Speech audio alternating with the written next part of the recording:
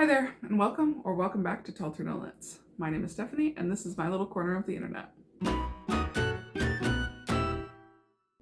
Today's podcast episode is a bit later than I had been hoping to post it.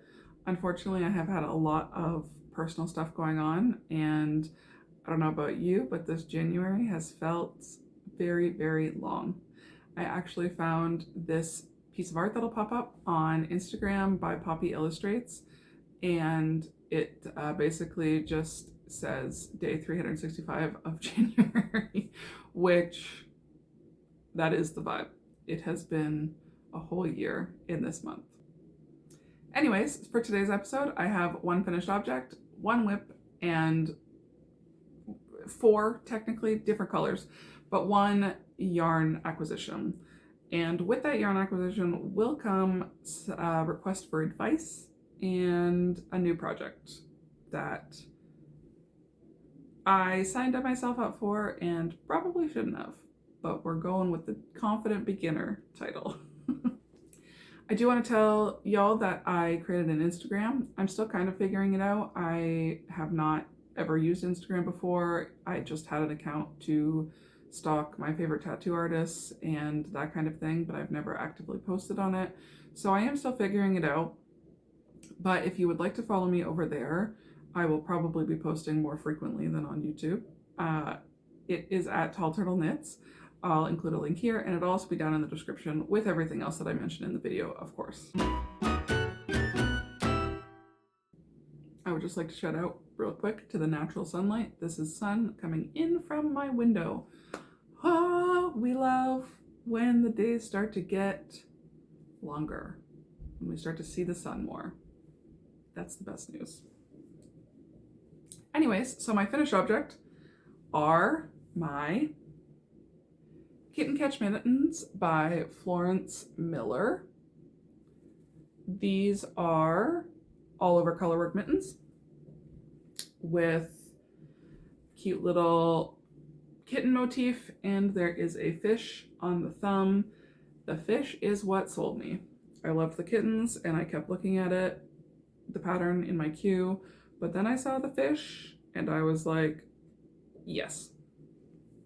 I knit these in Knit Picks palette, which is 100% Highland wool. The two colors are Pennyroyal and Cayenne. The Pennyroyal comes off as gray, which was my intention, but if you get really, really close, oh, my phone doesn't want to focus, but if you get really, really close, it is a very pale lavender color. You can't tell, and I love them. I used it with the intention of it coming off as gray. I love these mittens. The wool, I've never had fully wool mittens before because I am cheap and never purchased them, but now I can make them. And they are so warm. They're so comfortable. You can't tell when they're on my hands, but they are just slightly different sizes. I'm not sure if it's exclusively a tension thing or if I accidentally did fewer rows in the cuff on the second mitten, but you can't tell, so I don't mind at all. I blocked them out and that helped a lot. They don't really look that different anymore, except for, like I said, a few rows in the cuff area. But otherwise, it's definitely mostly a tension problem. The only mod that I made was unintentional. The Latvian braids are intended to be the same direction. They're both supposed to go this way. However, when I did the second one, I picked up the yarn the opposite way that you're supposed to, which changes the direction of the braid. Rather than redo it, I just made very detailed notes of how I picked it up to make sure that I did it the same way on the second mitten. So now I don't really think that you can tell that that isn't how it was intended. So yeah, that's the only mod. My only gripe with this pattern, which might have been a me, like my computer or something like that thing, is that the the colorwork charts are quite small in the pattern. It didn't affect me too much because I use my tablet to, when I'm knitting, I put the patterns on there, and that kind of lets me move charts around, copy in specific instructions, if there's a legend, all of that stuff, and also obviously zoom.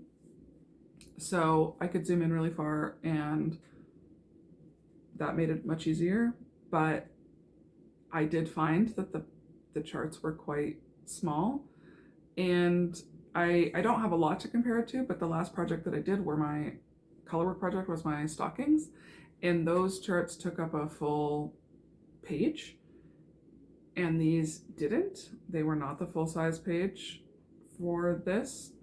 So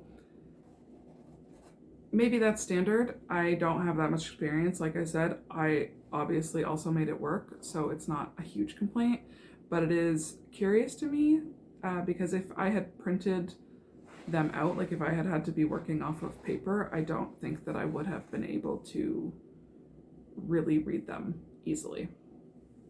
These mittens have really also gotten the gears going about making my own color work pattern. I have been trying to consider how I could turn these little guys into puppies for a friend, or replace the flowers with something else. I think it might be a little bit above my skill level currently, but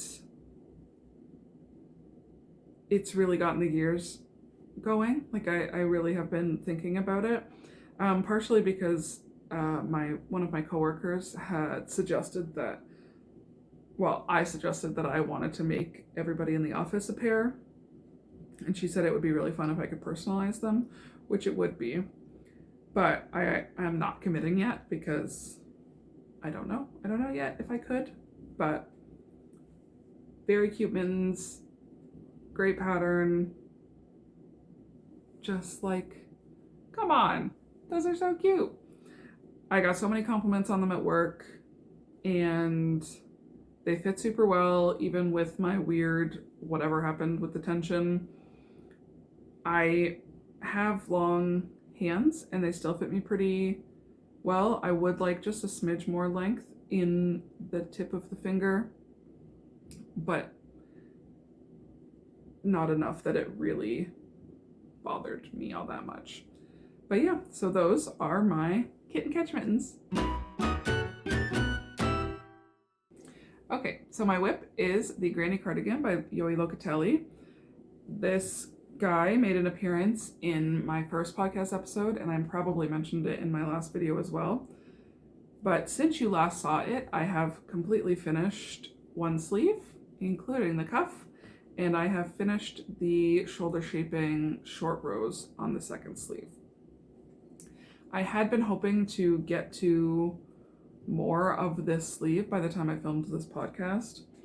However, unfortunately, I'm having some elbow pain, and although I don't think it's related to knitting, I don't really want to mess around, and if there's any pain in my hands or arms while I knit, I basically put knitting on hold, which is a bummer because I was really cruising through the sleeve.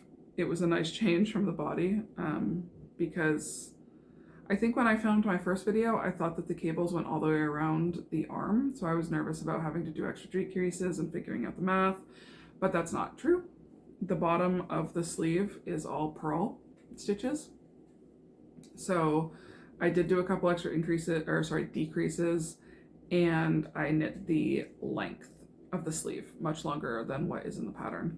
I won't get into super specifics just because once it's finished, I'm sure I will go through everything about it. But yeah, so far those are the two mods that I made. I was nervous about the short rows because wrap and turn short rows are something that I haven't done before. I've only ever done German short rows, and I didn't think I had nailed them. I actually ended up reaching out to the designer on Ravelry because I picked up all the stitches, started working them, and then I was just not convinced that I was doing it right. So I ripped it all back out and I messaged her and I was like, hey, I just want to confirm that I'm doing this right, basically. And she said, yes. That's not how the conversation went exactly, but paraphrasing. So I picked them all up again and just went for it, and the second time it worked out much better. I think I got myself a little bit turned around at one point because there's this tiny, I don't even know if you'll be able to see it, right here. This tiny portion where it's supposed to be purl stitches and there are knit stitches in here. I obviously got it sorted out at some point because the rest of the sleeve is correct, but I didn't bother to go back and fix that. There's no way it will be noticeable once the whole cardigan is done and on. I will insert a clip of me wearing this just because I'm wearing a sweater right now because it's cold, so I can't really put it on over top. But yeah, I'm obsessed with this.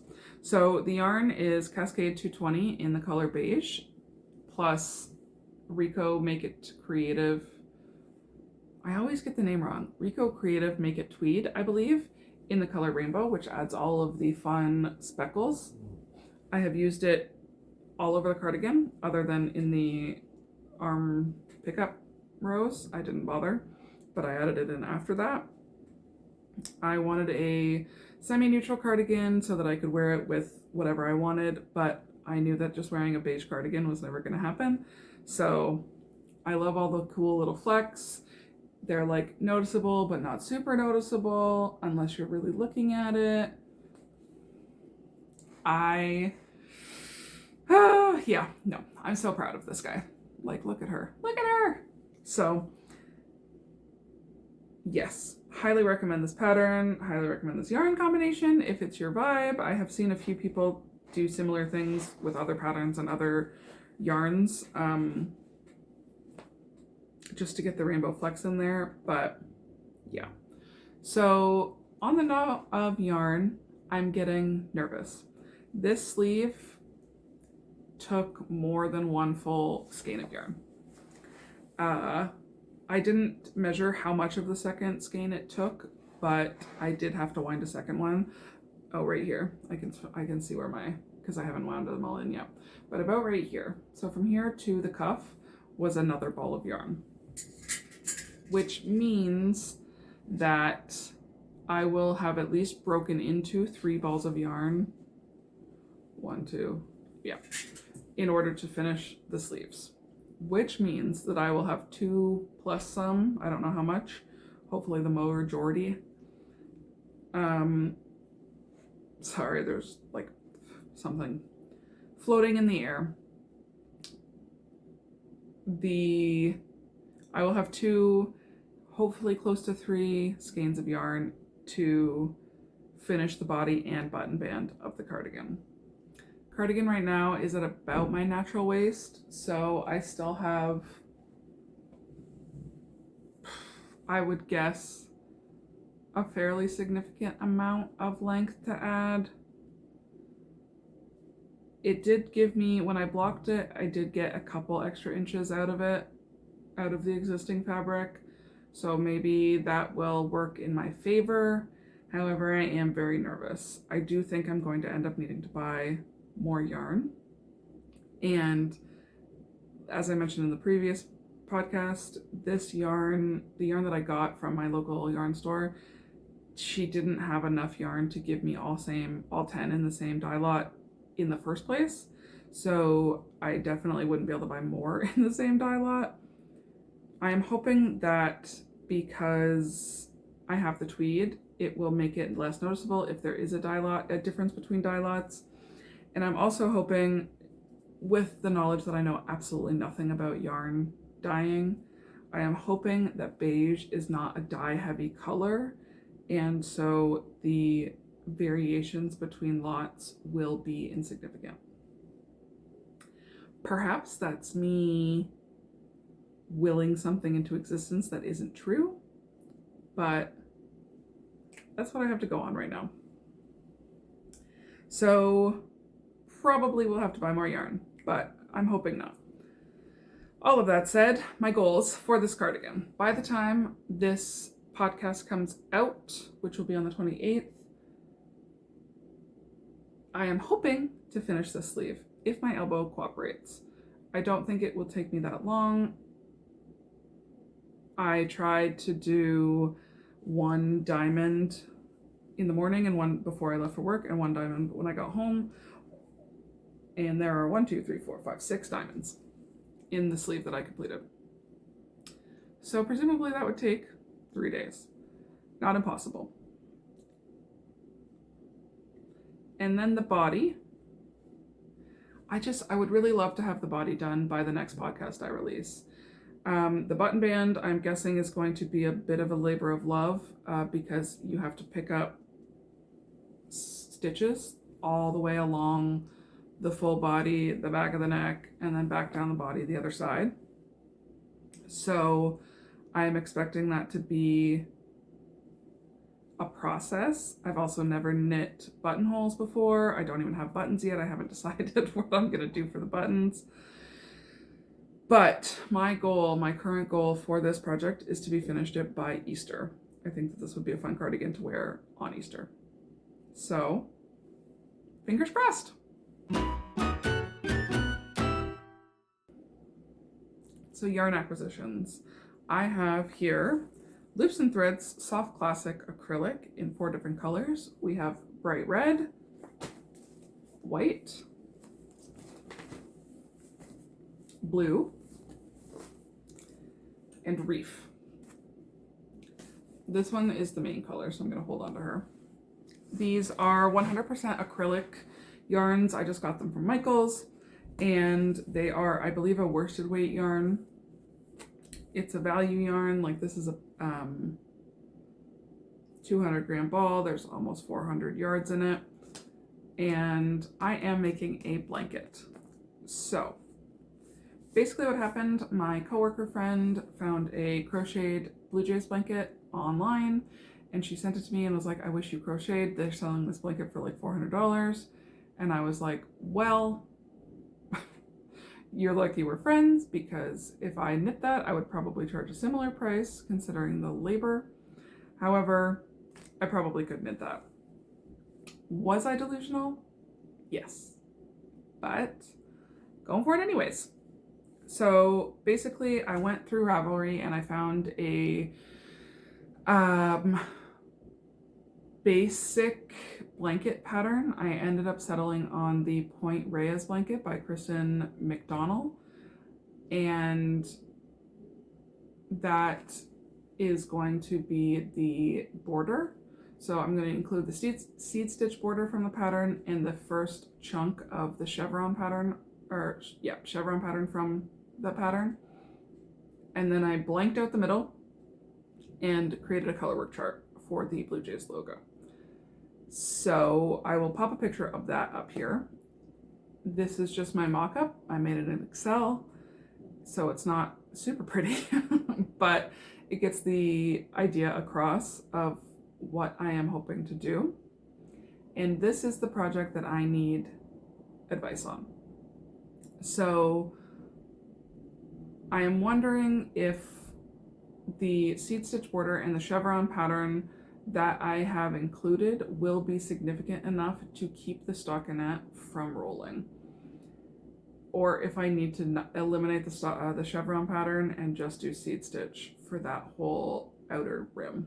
I hate seed stitch, so I don't want that to be the answer, but maybe I could do garter stitch instead. I don't mind garter stitch. So that's what I'm debating about, is the background. I loved the chevrons when I saw them. I loved that pattern, but then obviously I've eliminated 90% of the chevron pattern from the blanket because I want to include the color work. So I don't know if it makes sense to include it just in the border, ultimately. But, so that's question number 1 that I would like advice on. Question number 2 is about the color work. So I have never done intarsia before, but looking at the pattern, I am guessing that intarsia is going to be my better bet for it. Partially because if I did stranded, I would end up with fairly long floats in some places, and I don't want floats on a blanket unless I'm going to line it, which I'm not going to, or I don't want to. But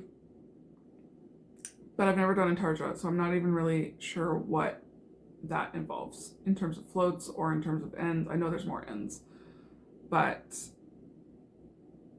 So yeah, what's your advice? Do you have any advice? Help me. I really signed myself up for a big project with this blanket.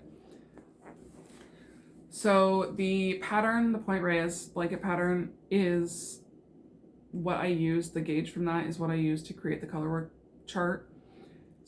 And that pattern is knit in a bulky weight. This yarn is not bulky weight. It's, I think, fingering, and I'm gonna hold it double, which I don't think quite gets me to bulky, but none of the bulky weight, or even just in general thicker weight yarns that were easily accessible to me, came in all of the colors that I wanted. This logo, the shape of the logo obviously is the same, but the colors are not. On the regular logo, the leaf is red, the top of the head is a lighter blue, and then the rest is a darker blue, and then I have white going around. And I couldn't get those colors in a single yarn from a single store at the time that I purchased them. My coworker friend paid for the yarn, and I told her I was not going to charge her for labor because it was just going to be my easy project kind of in the background to work on, especially once the baseball season starts. Aside from the color work, and once I figure out how to do that, I just don't think it will be that complex to work on. So that's my plan. Hopefully I'm not completely out in left field and it's going to be terrible and so hard to do. But yeah, so those are my acquisitions and my current project plan. I say that and I don't even know if it's going to be my next whip. Normally I want to have a portable whip and then my less so. My cardigan, obviously, I am prioritizing right now.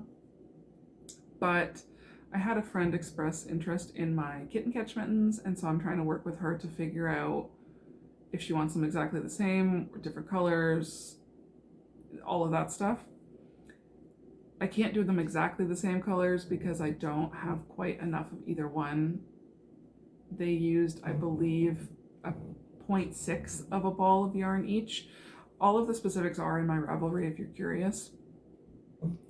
But so yeah, I'm trying to work with her to figure out what color she wants, if she wants a different pattern or if she likes the same one, and all of that stuff. Sorry, I'm looking at Charlie. She's dreaming just behind the camera over there, and it's very cute. So yeah, I think that's pretty much everything I wanted to talk about today. I'm a little bit nervous because it feels like I haven't been filming for that long.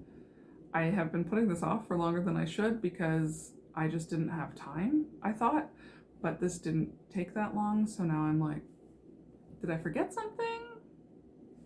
I guess I'll find out when I'm editing. If there's a bunch of like post credits type add-ons, it means I forgot something. But if you have watched all the way to the end, thank you so much for watching. I appreciate your time. Feel free to subscribe, give me a thumbs up. And if you have any advice for me regarding the blanket or in general, I'm happy to just chat. Please feel free to leave me a comment down below. I would love to see them. And other than that, I will see you next time.